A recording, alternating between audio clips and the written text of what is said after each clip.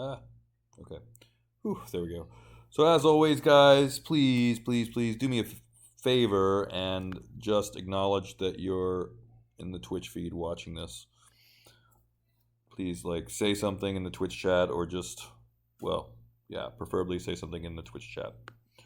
Earlier I went over reprojecting the texture from the bottom scan data object, and this is what I got. I guess I'll go over this again, but let's go backwards in time by either clicking and dragging on the undo history, which will work if you do it slowly. I don't suggest going too quickly with this, but this is basically stepping through all my undos one at a time until I get back to where I was before the texture projection.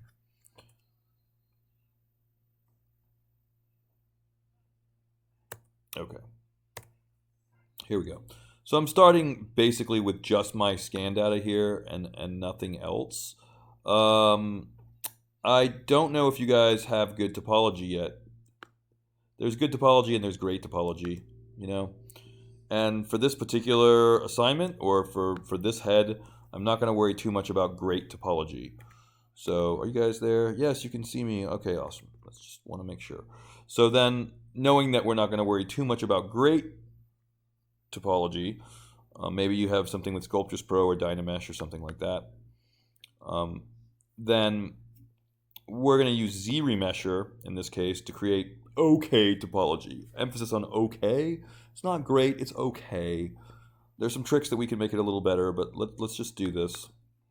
So I of course have my original scan data at the bottom. That's always what you should always. That's your insurance, right? But now let's say this guy here, this is going to be my Dynamesh, for example.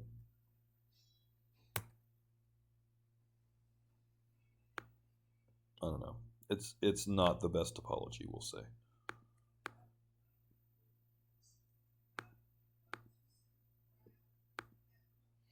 But then I have this one here that I want to create better topology, right? So after duplicating whatever it is you're working on, because this is a destructive process, I really want to mention that when we Z-remesh, it destroys this mesh completely.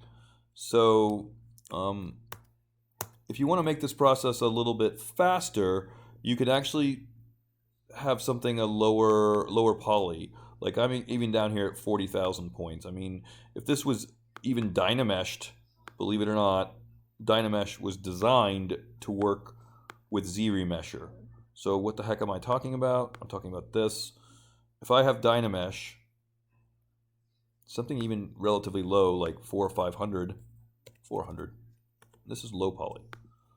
Well, relatively speaking. There it is. That's Dynamesh. Not very good. Doesn't really give me the best topology. Kind of crappy overall. Doesn't matter. Keeping the resolution low in this case is actually a good idea. The lower your resolution is, like this is you could even go a little bit lower in Dynamesh if you wanted to. It doesn't matter. If this is Sculptris Pro, Dynamesh, Scan Data, it doesn't matter. Really. So the lower your resolution, the easier the Z-remesher algorithm, the easier it is for Z-remesher to do its job. So if you're having trouble making Z-remesher work, maybe it's because the poly count is too high. So if we lower our poly count, I'll even go like as low as 250 with Dynamesh, control drag. For some reason you kind of have to sculpt and then control drag. But the point is that you can get your Dynamesh resolution pretty low. There we go. As long as you have the general shape of the head. And the lower your resolution, the easier it is for Z-remesher to do its job. So heads up, Z-remesher works faster with a lower poly count. I know everybody can all say, duh, we knew that, but that's okay. So run Z-remesher. Note that I'm doing it at 10 for 10,000. But really, anywhere between 5 and 10,000 for a head could be just fine.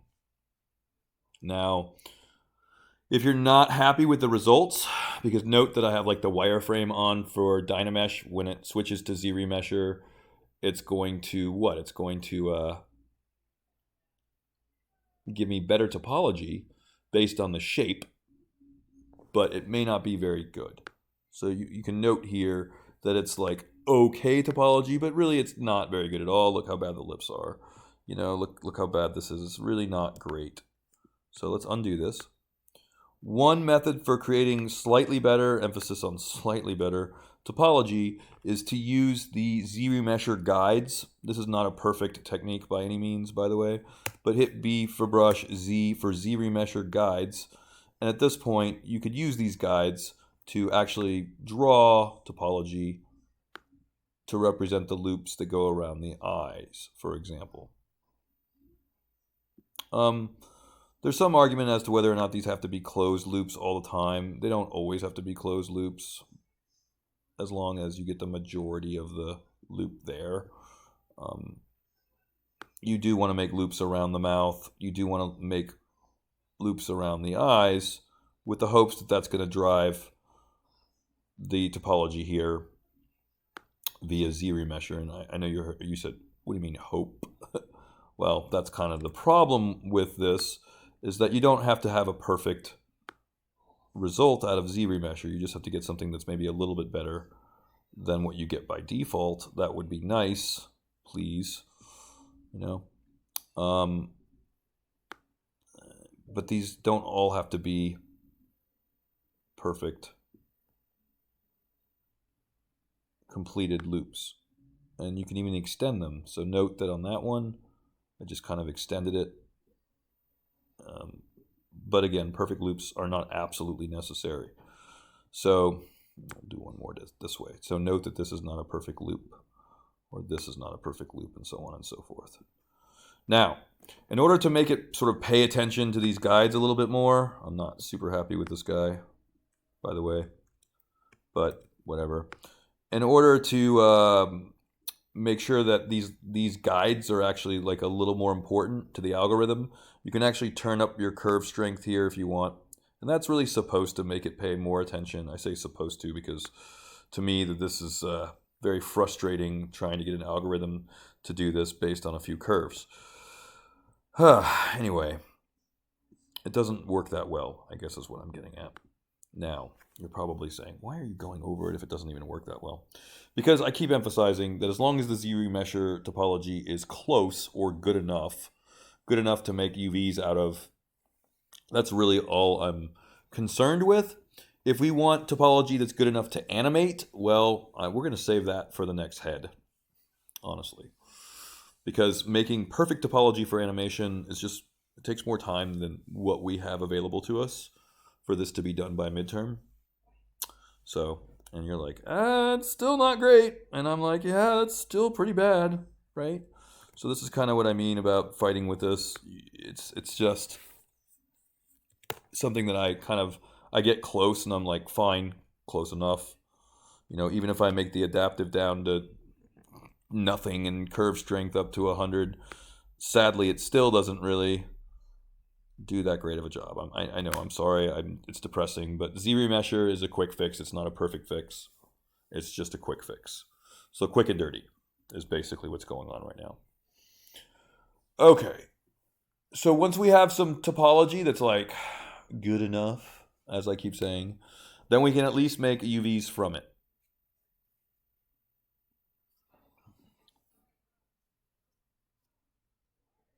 Yikes. That's kind of fascinating because of the polygroups that it created. And it definitely created a lot of really weird triangles. So, one more time. This is what happens when your curve strength is up too high, I think. The default, by the way, is 50 and 50. And honestly, I've fought with this for years and years, trying to get it to create perfect topology. You can even use the legacy algorithm, but it's just like, just get as close as you can. Because we're not animating the head. I'm going to repeat that for those in the back. We're not animating this head. So please don't freak out about the topology not being perfect. But on that note, for your next head, it should be damn near perfect. So I feel like I'm giving you a break by just letting you use ZRemesher on this. But that's okay. Save some time. All right, I'm going to call this good enough. Good enough, even though it's really not, but I'm just going to pretend. Now, can you tell how fond I am of ZRemesher sometimes? It's just like, not great, whatever. It'll be okay. So what do we do to get all the detail back? Because obviously we've lost a lot of detail. We hit Command D, turn on only the one underneath it. See, so I only have these two and only these two visible. Then now we project the data back, not the color, but rather the geometry. So I go back to my standard brush, turn on Z add, turn off RGB, make sure that we're projecting geometry and not color. Now, if we do this, we click project and we start to get the detail back. You can already see it looks a little better. So hit Control D to go to the next level. Make sure only those two are on, click project. This same workflow you should be using for your hair. Your sculpted hair works the same way. So for your final pass on your hair, this is the exact same workflow. So I repeat, right? Hit Control D, and where are we with poly count? We're at like 473,000. Project the detail back from your detailed mesh.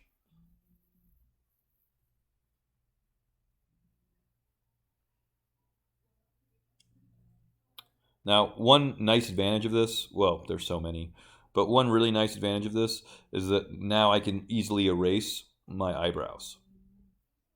I can't believe the cat is snoring next to me. Sorry about the cat snoring. I've never known cats to snore until now. It's not my cat. Whatever. Okay, so I'm learning new things. I have a roommate with a cat. Apparently they can snore. They snore. I didn't know that. All right, so you guys are probably laughing. Where are we?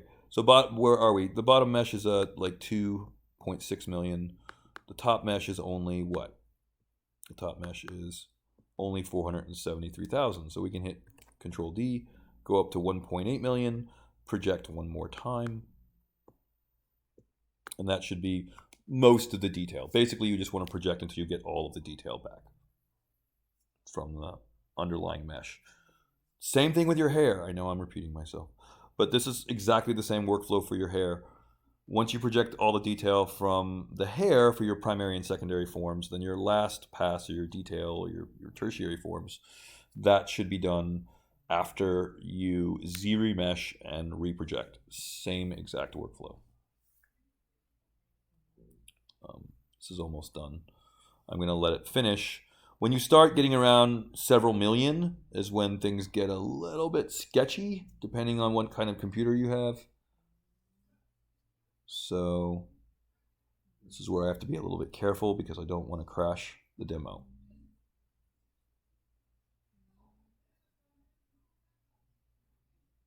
Come on. Last level of projection. Come on, come on.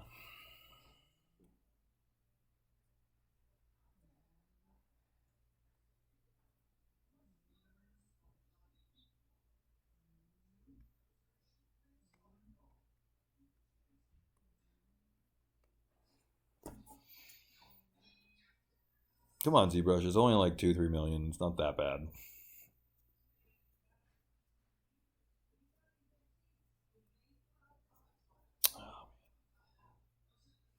This is where I'm like, who's got a joke? Who's got a joke?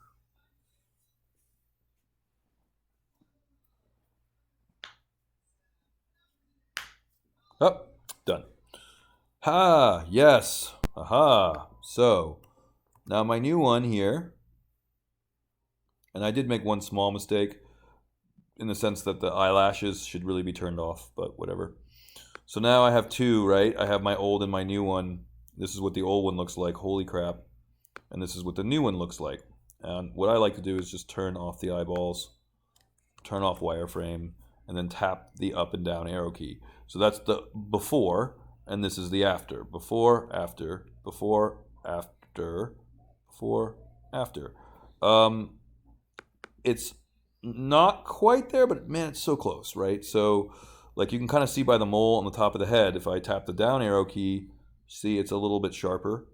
If I tap the up arrow key, it's a little bit more blurry. So I could conceivably, whoa, too far. I could conceivably try to project one more level of detail, but for the sake of time and this demo, I'm going to stop with the geometry projecting right now. And I want to mention why this is so important. If I want to get rid of the eyebrows, right, I can smooth them out at a lower subdivision level. So if I go down to a lower level by hitting Shift D, you can see down here, I can begin to smooth this out. And be careful when you're smoothing something out like this. Your default smooth intensity is 100. That's crazy high. So hold down Shift, pull down your Z intensity so you're not doing that much destruction, I guess you could say, right at the outset. Then hit the D button again, go up to the next level, and you can see it becomes pretty easy to erase and get rid of. So one thing you need to do, everybody, is get rid of your sculpted eyebrows. I know, I'm sorry, you have to say goodbye, but no more sculpted eyebrows because we got to move on to fiber mesh. And yeah, they look pretty silly in your normal map. Let me tell you, they're going to look really weird in your bump map. You really don't want them there. So this is why subdivision levels are very useful. You just have to erase basically one subdivision level at a time. And this is one of the many reasons why we want to use subdivision levels and get away from Sculptris Pro at this point. And see, now you see I've gotten rid of the eyebrow completely. And just do this at each level, right? You've got to go through each level. And I think I'm at the highest level at this point. 1.8 million is a little bit low for me, to be completely honest with you. But I keep saying we got to get through this demo in a reasonable amount of time. So I don't want to go too nuts, right, with this stuff. So down at the second lowest subdivision level, smooth out, click D, keep going, keep smoothing, like that. Hit D again, keep smoothing out. Hey, welcome to what you'll be doing with scan cleanup if you get that job. It's a lot of smoothing out and removing noise for scan cleanup. I guess you figured that out already though, right? A lot of this stuff. So get rid of any noise or detail that you don't want. In this case, like removing the eyebrows completely. And now they're gone, pretty much. Okay. Cool, no more eyebrows. Is everybody with me so far? Have I lost anybody at all? I'm going to check the Twitch chat. There's only 9 of you here. Jeez.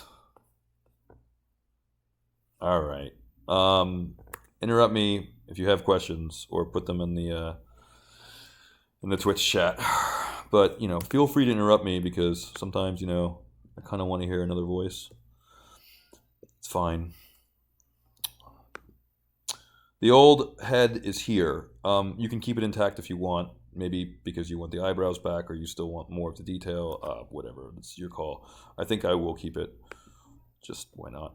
This is the new mesh that I'm working on. It has much better topology. I can hit Shift D to go down to the lower, like the lower levels, and you'll notice under geometry that it's the same thing here, the slider, right? So every time I use the slider, I go up through my levels, or you know, if you're a cool kid, you hit Shift D or D to go up. All right, I think everybody's with me, I hope. Are you ready for UVs? Are we ready for UVs? Can somebody tell me if you're ready for UVs now? Yes or no?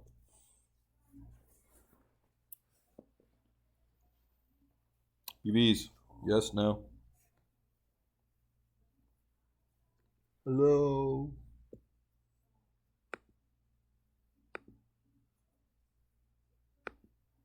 Ready. Okay, good. I just want to make sure. Cool. UVs. Okay. So we don't have the best topology. I'm admitting it because ZRemesher really doesn't make the best topology. It makes quick and dirty topology, but far from the best topology. Whatever. I'm going to work with it. I'm going to do the best I can. So that now we go to the lowest subdivision level. And I want to make this into at least 2 UV shells, maybe more. I'll hold down Control, activate my lasso, and then lasso out the face. You might want to turn perspective off, so that's the P button, just to get a better masking job on the front of the face.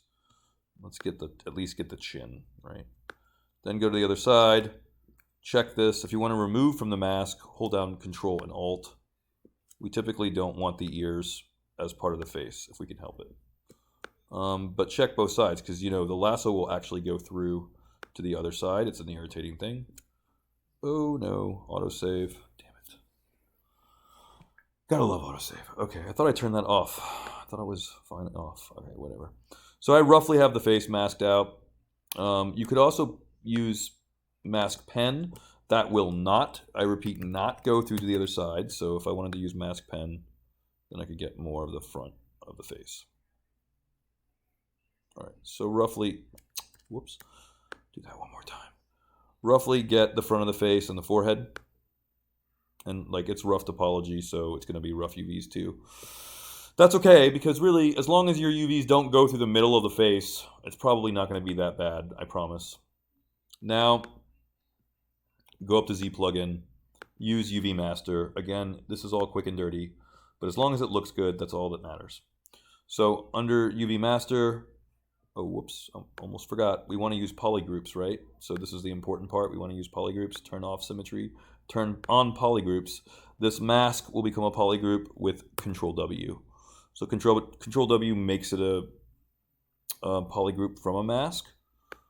Now we have this one polygroup for the face. It's not perfect, it's not even, it's actually kind of bad. But again, what matters is what you see in the render, right? That's all that matters. So as long as these seams, which quite honestly are not in the best place, but as long as these seams are not apparent and don't show up in the render, then who cares? Nobody cares. So now at this point, we want to click flatten, and we should be able to see our UVs. Click unwrap and flatten. But this I find to be very unstable. So please, I hope you're watching this. Don't rely on this flatten feature, because it can really screw things up. In fact, it'll probably say, hey, work on a clone, dummy. So I don't even bother with it. Sorry, I just don't. I just don't use it. And instead, I go down to texture map and I click create new from UV check. And that's better for me to look at my UVs. And I only have 2 UV shells, but you know what? I don't care. I can clearly see that my face is 1 UV shell over, well, you can see it, right? On the upper right is my face UV shell, and the rest of the head is unwrapped. And that's fine. Here's the thing about ZBrush. Here's the thing about the workflow that I'm teaching you right now. Guess what? You can do stuff quick and dirty. You can break the rules. It's okay, as long as it looks good and it renders well. I won't tell anybody. It's fine, I promise. You're probably like, what rules are you even talking about? And I'm like, well, when you make UV shells, there are some rules. And I think I typed them up. In fact, I'm pretty sure I pasted them in Discord. But UV master, as long as you use polygroups with UV master, you can typically follow most of the rules, like no overlapping shells, packing all the shells in the 0 to 1 space, blah, blah, blah. But what's important here is that you remember to make polygroups when you unwrap it. So please, like, that's important. Make some polygroups when you unwrap it. That way you can control where the UV shells go. All right, so now I have some UVs, not great. I have some better topology, again, not great. I don't care. Like I said, quick and dirty. So let's go down to a lower level. And by that I mean a lower subdivision level down here to 118,000. That's pretty low for ZBrush anyway. And we're going to export this to Agisoft. Now, I want to mention this is where it breaks for a lot of people. So if it breaks for you here at this point, then remember we can also project the color data from the scan on the very bottom of the subtool stack. So let's try this first, and this should really produce the best results. So for Agi, OBJ, and note again that I'm sending out really low. I think the first time I did that in the demo, it was like 2 million. And I immediately thought to myself, wow, that was completely unnecessary. Yeah, Agisoft will take 2 million vertices in. Yes, it will work. But the amount of time that I had to wait for that to happen is unnecessary. You only need a mesh that basically has the silhouette and profile. It's all that you care about. So now that I have that, I'll open up Agisoft and I'll reproject it. And I know some of you are like, well, but this is where it doesn't work. This is where it breaks. And all I can really say is, hey, if you didn't move your head around at all, like you never touched the location, like you literally never moved your head from when you exported the scan to ZBrush, then this should not be broken, guys. Sorry. It should work. I'll prove it to you. Of course, one way that you might have made a human error, potentially, in that, and everybody makes, like this also breaks for me fairly often, and the human error might be that maybe you saved, for example, several different Agisoft projects, and you're not sure which one of these is the right one. So that's what I mean by human error, like which one of these projects, I happen to know it's high align, but if you load it in the wrong project, of course it doesn't work, right? So this OBJ that I'm bringing in has to match the same project that I started with. Well, that seems like obvious, right? So that's the first thing. Make sure that you're not loading it into the wrong project. I know you're probably like, well, that's stupid. I already tried that. That's not an issue or whatever. Fine. But you might be surprised if you've saved several Agisoft files. It might actually be the problem. That might be the issue. Who knows? I know I made that mistake, so I'm human. I did it. So anyway, this is the right one. I've done this already a few times. I know this is the right one. So high align, go to File, Import Model. And this is going to be really fast when we're going to find for Agi. We're going to find out really fast if it pops into place. Do not change these numbers. Of course, we want it to pop right into place. Click OK. And see, because it's a very low res model, it's less than 1 million. It's only, what was it, 12,000, I think? It's loading pretty quick, and bam, it pops right into place. That's what you want. This will save hours and hours and hours and hours and hours. I can't even tell you, my God, it saves a lot of time. So if you can make this work, please make this work, because it saves so much time. Anyway, having said that, this should have the UVs that I just created. When we go to workflow, I mean, if you want to turn on your cameras, there are all my cameras, obviously. So each one of these cameras will now project this camera color data back onto the mesh when I go to workflow, build texture. This is what you have to change. Make sure now that you don't use the default generic, but rather keep UV. This is the important part. This is what's different. This is now projecting all the color data on the new UV data. Now you have to ask yourself, what do you want for a texture resolution? I'm going to go with 2K. You go to 4K if you want. Holy crap, we have a small problem. Don't panic, don't worry, it's not a big deal. I rearranged some files, so I disconnected my photos from Agisoft. Seems like that would be a big deal. It's not. What you want to do here is change path. So like in this case, I want to reconnect it to the 7th photo. Again, don't panic, don't worry. This is a really easy fix. Instead of just doing this one image, I want the entire workspace to be fixed, but I know that it's the 7th one that I want to find. So then, because I rearranged stuff, that's on me, sorry. So I go back to 7, but because I did it for the entire workspace, rather, then look, now it's working. See? So as long as you remember when you use that change path option, this is like I'm reconnecting all of my photos, entire workspace, all of them. So now that all the photos have been reconnected, I can double click. Looks like it works fine. So all the photos have been reconnected. Now I can go back and build texture under workflow, build texture.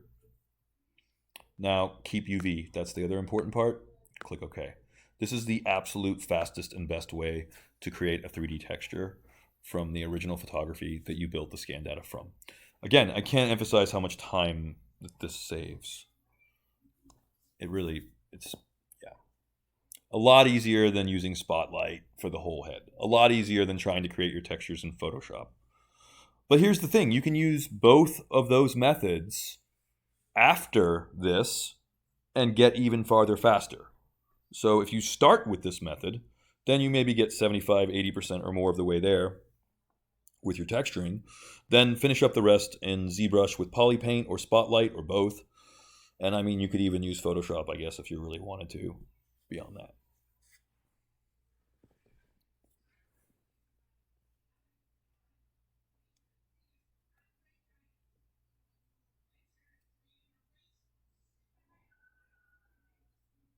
And it's also moving very, very fast because I only have 236,000 vertices. So when you do this, don't move in, I think I already mentioned this earlier, don't move in a high density mesh. I made that mistake the first time I did this in the first demo.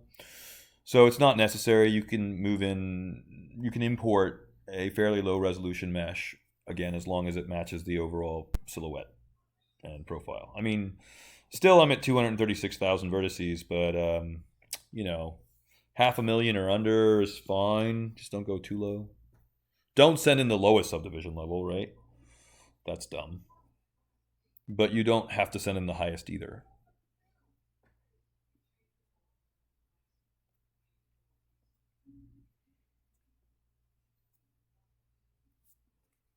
Is everyone following me at this point?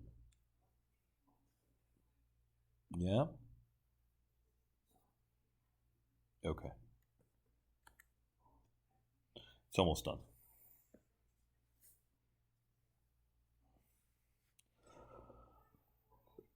Now I'm going to get his eyebrows, right? And I'm going to get his dreadlocks and all the stuff. That's what I have to fix. But this still gets me, like I said, 80, 90% of the way there. So that's why I really wish, I hope, really, please try to do this so that you can get all of this texturing done with just that 1 or 2 clicks. Like build texture, keep UVs, bam, 80, 90% done with my texturing. That was fast, right? So please try and use this technique if you can. Jasmine, I think I mentioned, I would like you to do this if you can. And actually, all of you guys, really, this is how you should be doing it. I mean, there's just every single student should try and make this work. If you import your OBJ in and it doesn't pop in exactly the same place, I mean, again, double check to make sure it's the exact same Agisoft document. And outside of that, I mean, I guess all I could say is it happens. It's happened to me a few times. It's not that uncommon that your ZBrush data shifts somehow. But anyway, it's perfect. It's amazing. It's there. And what's kind of cool is I can actually right click on any of these photos and look through that. So I can, for example, pick a photo. Let's do one like from the side. I can right click on that and say look through. And that's exactly that angle for this photo, which is kind of a nifty thing where I can actually see photo number 10 is what produced that exactly. And I don't know, I think that's cool, but whatever. You want to see the back of the head? Right click, click look through. That's exactly the angle that number 27, I said number 27. That's exactly the angle that number 27 produced. So that's pretty cool that you can check how well the projection worked also. All right, so yay, the projection worked. I hope that you guys shouldn't struggle too much with this. Again, I keep saying, I know it happens that sometimes the model gets shifted. So that's why I go over 3 different ways to do this. Now I click export texture. You could export the model again if you want, but it's really not necessary. It just isn't. Now click, it's an albedo, it's color. Click, sorry. Name your texture. So we'll call it albedo from Agi, we'll say. You could use a better format like BMP so it's not compressed. JPEGs are not great, and sometimes ZBrush doesn't even take the JPEG at all, and that's distressing. Okay, so now let's see, this guy is the one with the UVs, right? We now import in that image. Of course, anybody know what happens with these images? They get flipped, right? We've been over this, right? They get flipped. So the issue is, when you import this image, you know it's going to get flipped. You know that already. So where did I save it to again? I'm like, oh, I saved it to ZTLs and projects. Sorry, I rearranged everything earlier, so that's why I'm trying to be actually more efficient. So yeah. Okay. Albedo from agi.bmp. Uh-oh. Well, it didn't like that BMP. Let's do that again. I don't know why. I guess I can try a JPEG, but I don't like JPEGs if I can help it. But we can try a JPEG. Yeah, let's just try it. So Albedo from Agi. It's strange. Usually ZBrush is happier with BMPs than JPEGs, so it's a little strange, but okay, sure. As long as it imports in, I don't care. Whatever file format it is. All right, that time it worked. So then we know it has to be flipped vertically. This weekend, everybody can just say, duh, of course, flip vertical. That's just it's a feature. No, it's a bug. No, it's a feature. No, it's ZBrush being dumb. No, nobody heard that. So clean there, and there's your perfect texture on there, and it looks really good.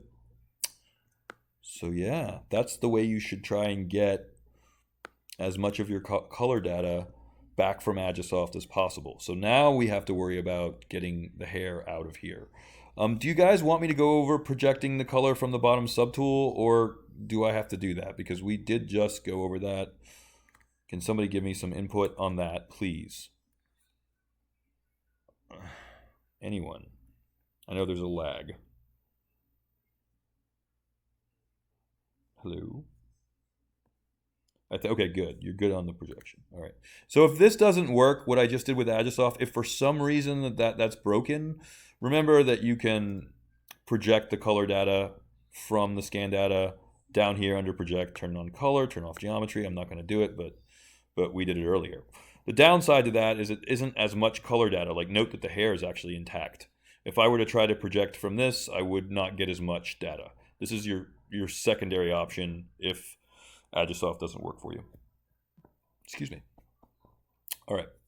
Now, let's get the hair out of here and get the eyebrows out, because I just spent that time getting the eyebrows out of the geometry, right? So this is a texture. A texture is an image. You can turn it on and off this way. But a texture is not technically polypainting. Again, polypainting is the coloring of vertices. We can convert, though, so we can go back and forth. So if my texture is on, I can go from my texture to polypaint, or vice versa. And the way that works is here under polypaint, you create your polypaint from your texture. But be careful, because where's my poly count? I'm only at 118,000. So this is where I want to push this back up. I want to get up there in the rarefied millions. So I hit the D button, I hit the D button. I guess we only got up to 1.8 million, and this is where I probably am going to do something stupid. Well, probably being, yeah, I'm going to divide up. I'm going to do it. Control D. So Control D, now I'm up to 7.5 million, and this is where we're kind of in rarefied territory, meaning that I like to polypaint up here, I like to spotlight up here, I like to do all my texturing work up here, but be careful, because we are at 7.5 million vertices, so things have a tendency to slow down and crash depending on your computer. So now up here at about 8 million or so, vertices, I'll go back to that texture palette, and not the texture palette, but the polypaint palette. Remember, polypaint from texture. Make sure to do this at the highest poly count possible. So it's important that you push this up past like 4 million if you can, right? No less than 1 million. 4 million or more would be great. Let's just click polypaint from texture. Oh, very important. Hey dummy, turn on mRGB, turn off ZAdd, then polypaint from texture. Oh yeah, and colorize, right? Polypaint from texture, just do it. Come on, do it. Okay? How do we test it? How do we know it worked? Go to your texture map, make sure this is off. See, texture is on now. Texture is off. So if the texture is off, and I mean like we can really turn it off, texture is definitely off, then that means now this is polypaint data. And I can, again, test this by turning the colorize button on and off. It's like polypaint off, polypaint on, right? So with your polypaint on, now we can actually go in here and fix all of the rest of this. We can start to paint this out. So go to either your paintbrush, which is BPA, like if you want, that's what it's built for. So we can use this. The standard brush will also work as long as we have RGB on, ZAdd off, and of course colorize on. Hit the C button to sample the hairline or the skin that's kind of close to the hair, and we can begin to paint this out. Now you can immediately see the problem. It's like, that's pretty like almost like a spray can. And I like to compare this to airbrushing because that's the closest thing really in real life to what it is. So you could sample this by hitting the C button, but this might be a little too extreme in painting. What I like to do is I like to switch to color spray. But if your RGB value is really high, you get this rainbow effect that's really ugly and gross, and oh my god, why would you do that? Well, because I don't paint at an RGB intensity of 100 when I use this technique. I actually bring this down here at 3 or 4 or 5, and I softly, without lazy mouse, so lazy mouse off, L button, and I softly begin to airbrush or paint it out. Kind of trying to be a little careful and not overly aggressive per se. You know, with an RGB intensity of 2, it's hard to be that aggressive. But again, hit C to sample the skin closest to the hair and just paint it out. Like so. C, then airbrush it out. And Hunter, I know you know this, man. Like, what? Why haven't you already done this? You should have done this already. So, if you have not yet made a bald character, you know, I hate to break it to you, but you got to make a bald character.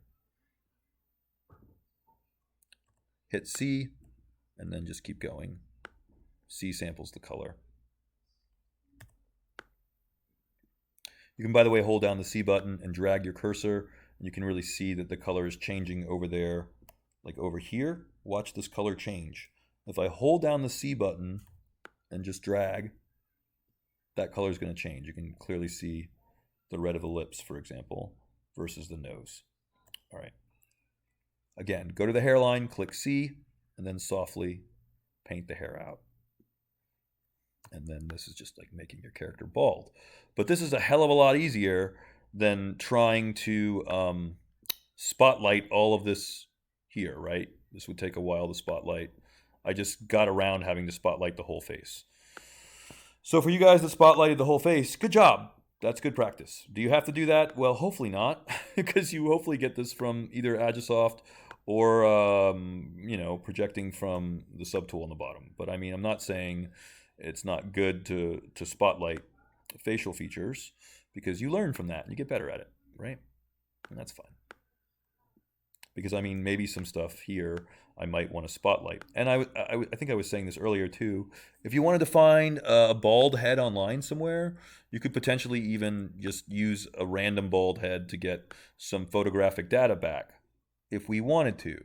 Is that really necessary? Not really, because I feel like if you're going to cover the head with dreadlocks or some other hair, then it's probably not necessary to get a perfect photoreal texture of a bald head just to cover it again with hair. It doesn't really make a lot of sense.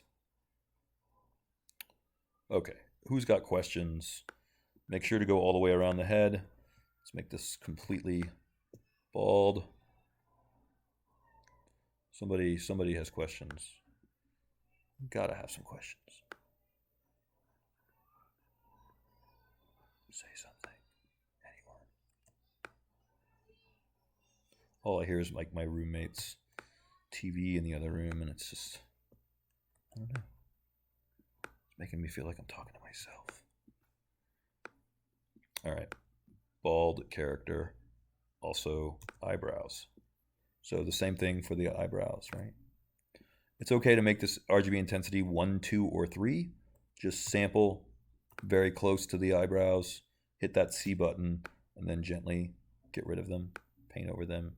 No more eyebrows for you. Just shaved off the eyebrows. Like so. Okay, cool. Excuse me. Sorry. Some of you guys have facial hair. Like there is definitely some facial hair. Same thing. Just be very careful about trying to remove the facial hair, because the real problem here is if you're not careful, like I wasn't just now, you're going to accidentally paint over the lips perhaps.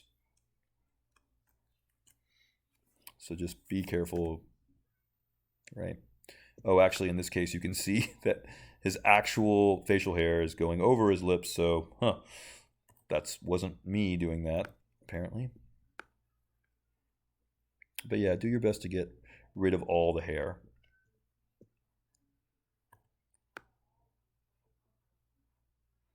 This way. I guess if you need to repair the lips, then it's doable.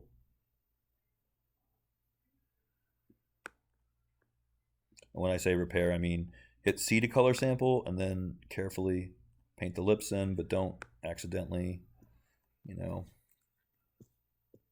too far. Your focal shift will make a harder edged brush. So if you feel like you're accidentally getting, you want a harder edge, change your focal shift. The default of 0 is actually a pretty soft brush.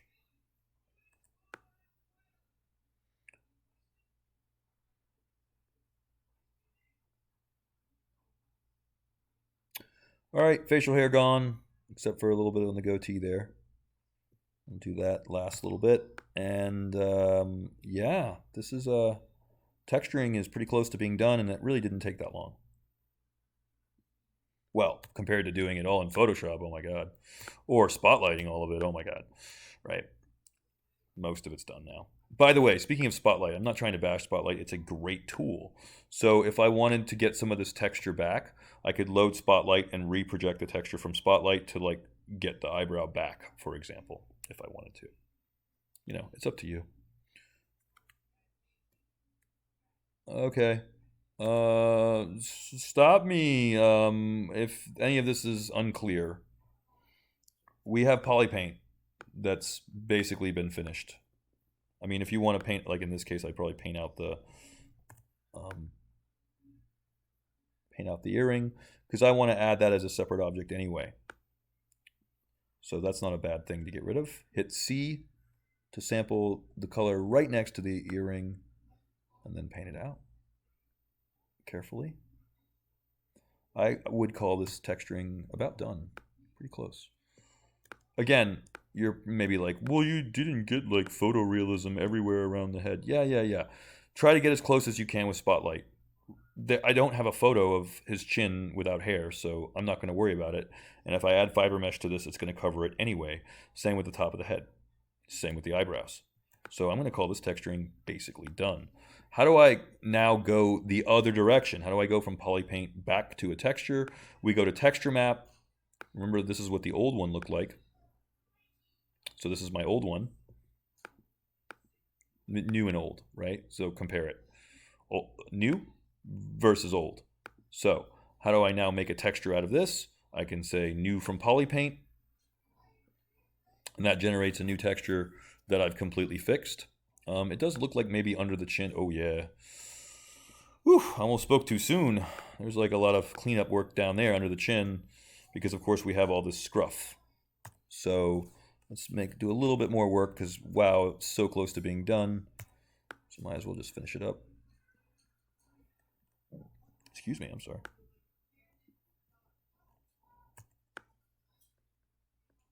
Let's try and get just a really quick rough. And again, I don't have photo of what his neck looks like or his chin looks like with no facial hair, and I don't really care. Just try to... This is where you kind of have to fudge a little bit, and you just have to do a little bit of soft airbrushing.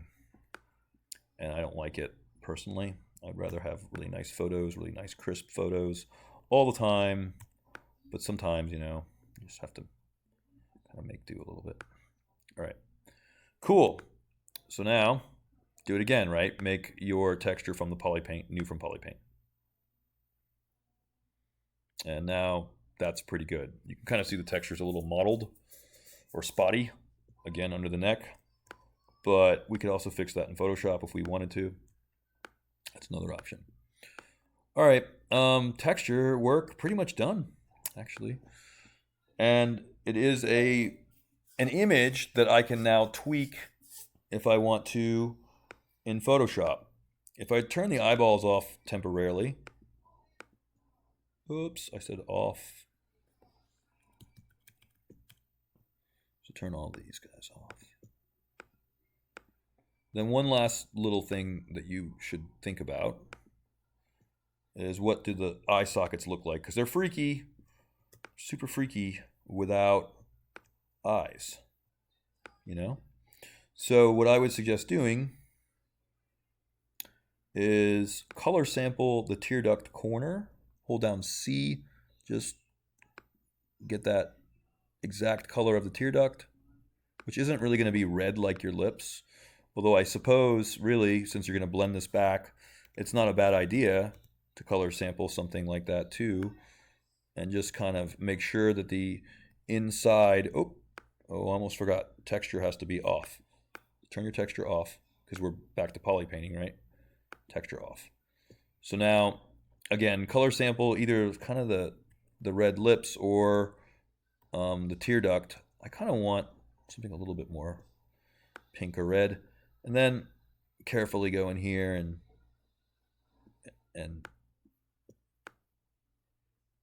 poly paint the inside. Be careful though, because you might accidentally get the top of the eyelid. So like I was saying, this is where, oops, this is where maybe changing your focal shift to a harder brush might give you a little bit more control.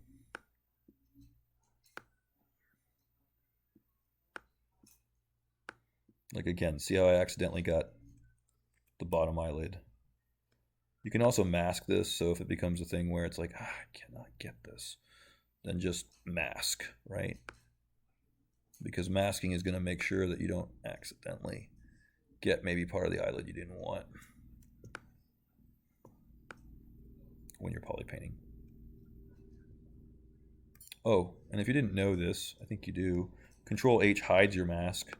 So that might make this process a little easier. I don't know. Maybe. Maybe not. Control H brings it back. Just make sure that if it's hidden, you know it's hidden. You know, you want to be able to clear the mask because sometimes you may not know it's there. Now, one last time, click Create New from Polypaint. And I'm going to call this texture Done. Pink eyes. Oh, terrible pink eye socket problem. It's okay. It's fine. Oh, but what's not fine is we don't want, in this case, the inner eye to push through the eyeball. Like that just looks bad, right? So then use your damn standard brush, BDS, and carefully, you know, make sure that your eye socket isn't accidentally pushing through. Like so. So I use the damn standard to kind of dig out the eye socket a little bit more and make sure I don't have weird overlapping stuff. Like right here, for example.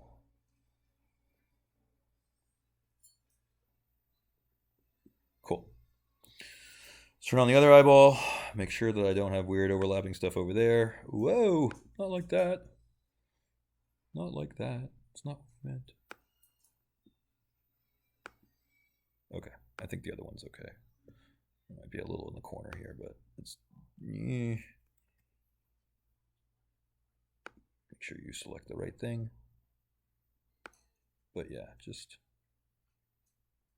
Check that. You don't want the inner eye or inner eye socket to protrude past the eyes.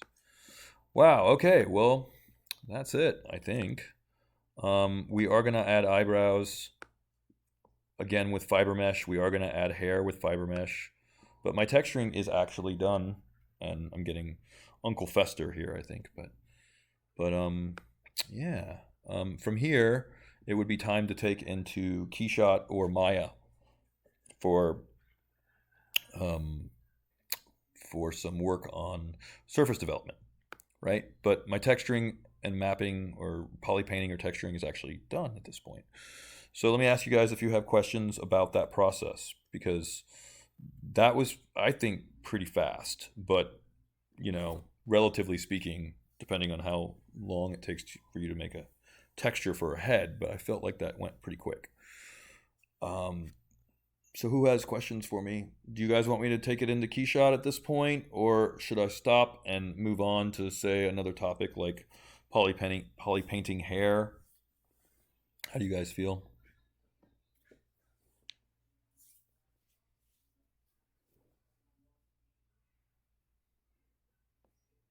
Guys, talk to me here. Yeah, I think for me it's the whole Keyshot. So you do want me to take it into Keyshot? Is that a yes? I mean, other than Val, can I get a second person? Would be nice. Anyone else have a strong opinion before we go into total Twitch inception? All right, Val, I know you want that. I'm just asking if anybody else cares.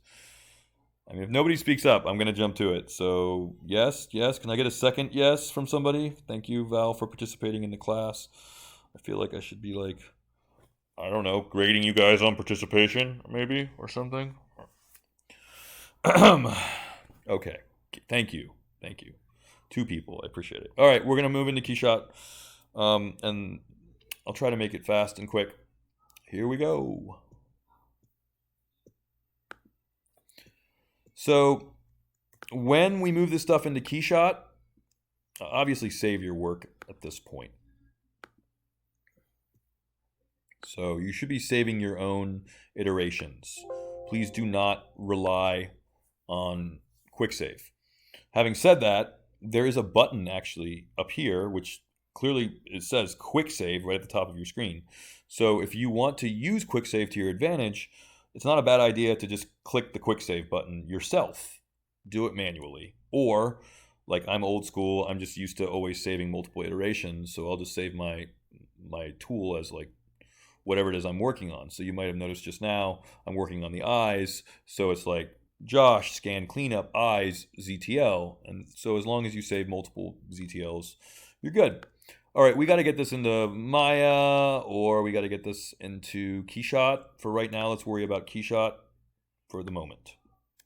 All right, let's go. So the mistake I made last class, and I apologize, is I opted for showing you the old way first of exporting each subtool as an OBJ, and oh my god, it's too much trouble. It's too much work. It's crazy. Why go that way if it's just faster and easier and better to use our FBX plugin? It's just easier, better, faster. Just do what works. So the nice thing about using the FBX export is that we can embed our textures, and this saves a lot of time and really is just the best way to do it. So in order for this to work, we need to make sure we have textures on everything, and everything should also have UVs, by the way. So do we have a texture on the head, right? I go to texture map, it says texture on, so yes, make sure that your texture is on and not off. I repeat, this will not save your polypaint by default. So if you want to make sure, I would say turn colorize off and make sure your texture map is on. Do this for every subtool. So for example, the iris, we know the iris definitely has a texture on it.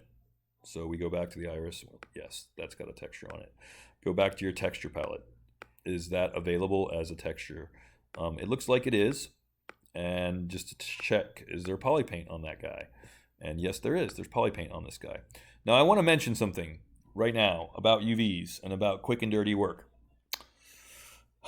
Yes, I repeat, yes, you should make nice UVs for the eyeball by using polygroups and, you know, your UV master unwrap.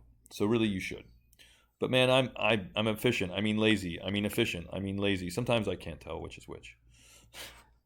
So I'm gonna go with efficiency. So, and I'm joking, but how fast can we make UVs for the eye? Well, we could actually go into the UV map palette here and click on almost any one of these. I think in this case I used box, and I know this is like kind of bad, maybe, I don't know. But I clicked UV box. I know it's a sphere. Hey, don't argue with me. Just whatever. So UV box projection. It's kind of laughable. Then I go back up to the highest subdivision level, or maybe I'm at the highest already. And then down here under texture map, I click new from polypaint, and that's what I get. It's kind of crappy UVs, and yeah, I'm not really breaking any rules actually. They're just not very good. I mean, they're not packed very well or efficiently, so I guess I'm breaking a rule. Whatever. That's how fast I can make UVs.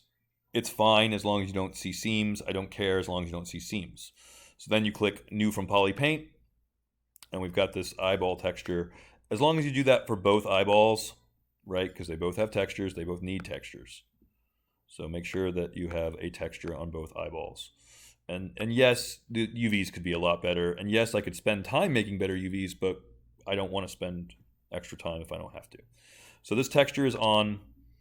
Again, the texture for the other eyeball is on. We must turn the corneas on, by the way, and we must turn on the irises. Now, anything you want to export, make sure it's visible. So I only have just this scan cleanup visible. I mean, I guess I could export the hair piece, but let's not for right now. We can do that later if we really want. But all the parts of the eyeball, the iris, the pupil, the cornea, all visible. Now, in our FBX export plugin, of course, all visible, right? And now with embed maps, and I'll let you decide which format, but I don't know, BMP is traditional, TIFF works really well. Just make sure the embed map button is on, not off. Don't use JPEGs if you can avoid it. So let's try BMPs. It should work fine. We can always re-export. So click export. At this point, and all of your textures will come through. So we'll call this Josh for KS or Keyshot. And now it's going to pop through all of your, oh, actually, stop. Come on. This is where I'm like, this is why we saved the project, because I made a mistake. And I hope that I didn't just crash the ZBrush, but this is again why I just saved the project. The mistake that I made is that when you click the export button, it's not only going to export your textures, of course, but it's also going to export your geometry. And the problem with that is it's going to export your geometry at whatever subdivision level. So wherever you are with your, I knew this was going to happen. Make ZBrush crash, damn it. So when you click that FBX export, you don't want to click the FBX export at the highest level, which I just made that mistake. I guess I will relaunch ZBrush. So I repeat, don't export to Keyshot the highest level. Yes, I know Keyshot can handle the highest level. That's what makes it the perfect renderer for ZBrush. But should you always send the highest level to Keyshot? No, you probably shouldn't. So when you're sending your data to Keyshot, try to send a reasonable poly count or a reasonable subdivision level. All right, while I'm waiting for this to boot, what do you guys have for questions? Anything? The lag is really bad. Feels good, man. Okay. Sorry about the lag, just, I enjoy hearing other people's voices, but I know that the lag makes that a little difficult sometimes.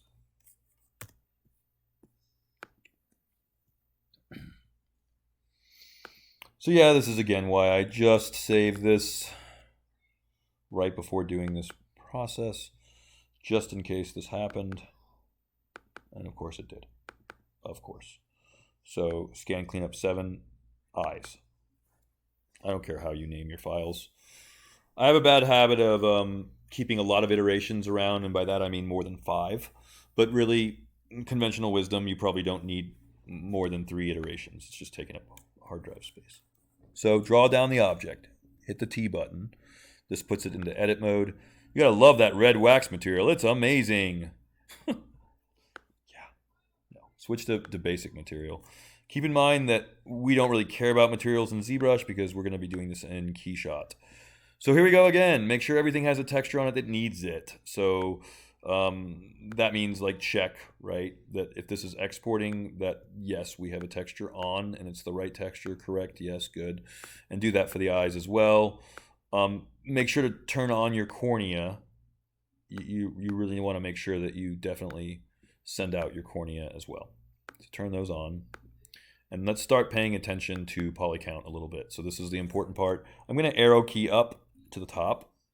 That means that I'm at the very top subtool. And I'm going to start looking at my poly count, right? I don't need a million polygons for an eyeball. I'm sorry.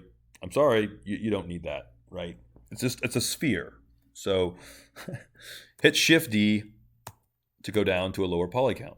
And if in this case it won't let me, let's try reconstructing subdivision. So just simply reconstruct down and get down to a reasonable poly count. Okay, 16,000 is a little low. I'll go up one more to 64,000. I want to remind you that the plugin will export whatever poly count you have on the screen. So if you can get like your pupils 1,000 or 897, sure. What about this cornea?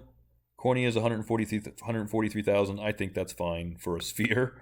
Sure. What about this other iris? That's 1,000,000. That's too high. Let's go down. I can't go down. Reconstruct subdivision under geometry. Reconstruct subdivision only works if you have all quads. But now I'm back here at 64,000. That's fine. I could probably even go up to 258,000. Probably. Because the iris actually has quite a bit of detail in it, so I'll give it 258,000. What about this cornea? Where are we with this poly count? 143,000. It's cheap enough. I'll go with it. So basically, check your subtools. Make sure nothing is not like too crazy. The eyelashes are 33,000. So the big one, and the important one, of course, is the scan cleanup the head here. This is at 7 million. That's the problem. So hit Shift E, go down to, let's say, 473,000. We could maybe go to the next division, which is 1.8 million, but I'm trying to save on time. Really, I don't have time. So let's stay at 473,000. Okay, that may seem really, really arbitrary. It kind of is, because it depends on the power of your computer. If you are working in 405 or you're working, in the lab computers, then you can get away probably with higher subdivision levels. I'm on a laptop. I'm on a Surface Book 2, and it really doesn't like, millions and millions and millions of polygons. Okay, so select, or excuse me, FBX export visible. So export all my visible subtools. Make sure to embed my maps. I think BMP will work just fine. If it doesn't, we can always do it again with a different format. So, one more time, Josh for KS or Keyshot. Now, the advantage to doing it this way versus using your OBJs, there are a few very important advantages. One very important advantage is that all of your subtools will arrive in the correct location. And that's a big one. And then on top of that, and this is even bigger, because of the embed maps function, they should all have their textures connected to them automatically. That's kind of huge. Don't worry about it popping through all the different subtools. It's going to do that. It's only going to save out the visible ones. But it has to look, I guess, through all the subtools to make sure that it's not exporting what it's not supposed to. Tell me a joke. Who's got a joke? The lag is really bad. I know it's bad. I'm sorry. There are 9 people watching. Only 9 people. Nobody wants to tell me a joke. Really? Guys. No jokes. It's unfortunate.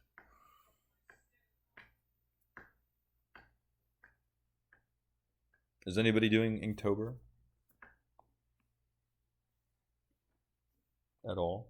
Anyone? Am I the only one doing Inktober? You guys are terrible. All right. Talk to me. Inktober? Yes, no. Anyone?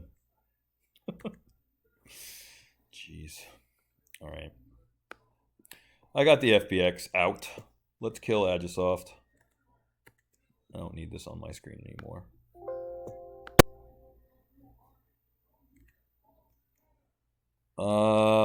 I would if I had more time.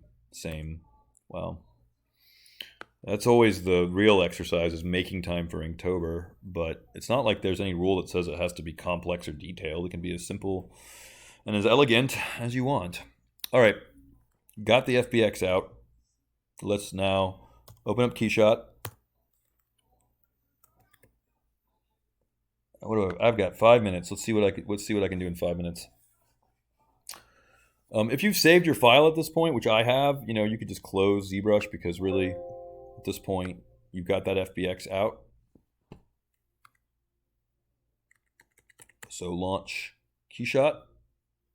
Come on, Keyshot, where are you?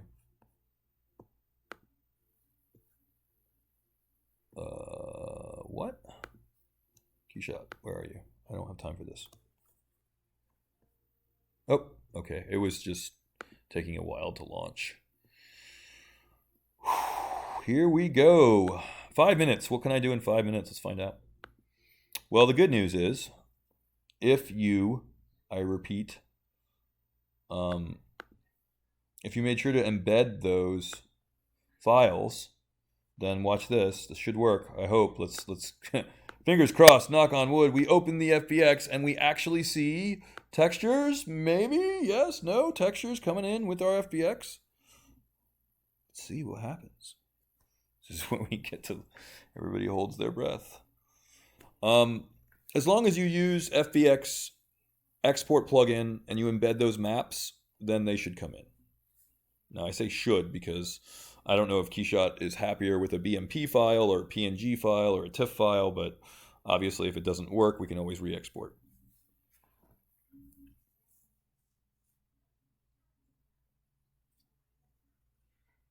Oh, and I should mention that it does make a folder and it puts those textures in the folder. So wherever you export your FBX file to, there should now mysteriously be a new folder which has textures in them. So that's kind of cool. And I kept my poly count low specifically so the import shouldn't take that long. And this is why we don't want to export millions and millions and millions of polygons into Keyshot, because it takes a while.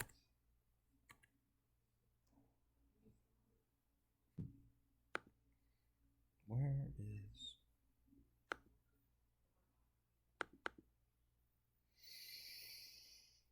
Did I import the wrong file? Now I'm wondering, maybe I just imported the wrong file.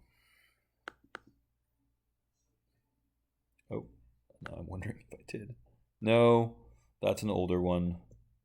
How do I know? Because we should see a folder.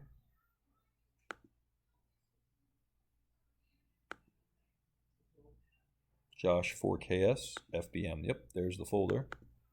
And see, that has my textures that are quote unquote embedded. They're not really embedded, they're just in a folder somewhere in the same folder. Come on, I didn't export too high of an FBX density. I thought this would be a reasonable density to export, but we'll just give it a minute or two more. I know we're at the end of class. We're at the very end of class, but let's just at least see if the textures got connected. So just hold out for a few more minutes, please. We just want to see that FBX file pop into place, and we just want to see the textures are mapped properly. this saves a lot of time, I repeat, because if you follow all these steps, then you shouldn't have to worry about reconnecting your textures. Here we go. Yes, please, knock on wood. Fingers crossed. See those textures. Yep, there it is. So that's really important, and that's why we use the FBX export. So center and fit models. There it is, and we got it in there. I know it's kind of freaky, but bear with me. And I know we're out of time. All the above. Under environment, turn off ground shadows so you don't have the shadow going through your character. And I'm very happy that I see the texture coming in just fine. Under scene, we can open this up, open up our models. Probably should do a better job of naming stuff at this point because it's hard to see what's what. But you can turn off the cornea, for example, there. And then where's my other cornea? It's right here. And now I see a very scary looking guy. It looks a little bit like the Addams Family character. It looks like he looks a little like Uncle Fester at this point. I would say. I got to give him black pupils. I got to give him black eyelashes. But wow, there it is, guys. That was a lot. So I'm gonna stop there with the idea that we'll add black pupils or change this flat material color to black. But that's it. Now we start to add our materials and, you know, our environment and all that good stuff from here. You can see as soon as I add an environment, I get lighting. I'm over, so I guess I have to stop. Hope you've enjoyed today's demonstration. Hold down Control, left click, drag to rotate your environment. And that's going to be it.